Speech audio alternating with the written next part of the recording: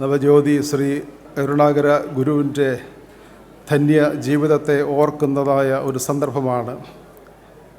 98 സംവത്സരങ്ങൾ കഴിയുമ്പോഴും ഇപ്പോഴും മനസ്സിൽ തിങ്ങി നിൽക്കുന്നതായ അല്ലെങ്കിൽ മാറാതെ നിൽക്കുന്നതായ നല്ല നല്ല ഓർമ്മകളാണ് ഇവിടെ ഇരിക്കുന്ന പലർക്കുമുള്ളത്.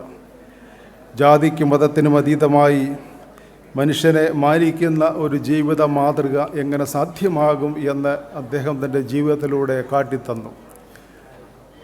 സർവമത അതിൻ്റെ ബഹുലത എത്ര വ്യത്യസ്തമാണ്, എത്ര ശ്രേഷ്ഠമാണ്, എത്ര മഹനീയമാണ് എന്ന് മനസ്സിലാക്കി സർവരെയും ഉൾക്കൊള്ളുവാനും സർവരുമായിട്ട് സ്നേഹബന്ധത്തിൽ ഐക്യപ്പെട്ട് മുന്നോട്ട് പോകുവാനും ഉള്ളതായ തൻ്റെ താല്പര്യം, ഇത് ഒരു സമൂഹത്തെ വാർത്തെടുക്കുന്നതായ സമൂഹത്തിൻ്റെ നവ ഉദ്ധാരണ പ്രവർത്തനത്തിൽ പങ്കുചേരുന്നതായ വലിയൊരു പ്രവർത്തനമായിട്ട് കാണുവാനായിട്ട് സാധിക്കുന്നു.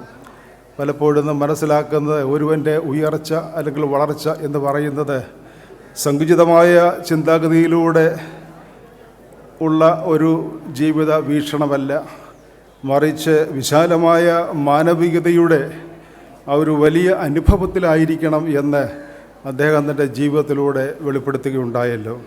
സത്യവും ധർമ്മവും നീതിയും നിലനിൽക്കുന്നതായ സാമൂഹ്യ വ്യവസ്ഥിതി സാധ്യമാകുവാനും സർവ്വമനുഷ്യരും ദൈവത്തിൻ്റെ മക്കളാണ് എന്നുള്ള ബോധത്തിൽ ജീവിതത്തെ നയിപ്പാനും ഇടയാകുന്ന സാഹചര്യം, ഇത് ഇന്നിൻ്റെ ആവശ്യമാണ്.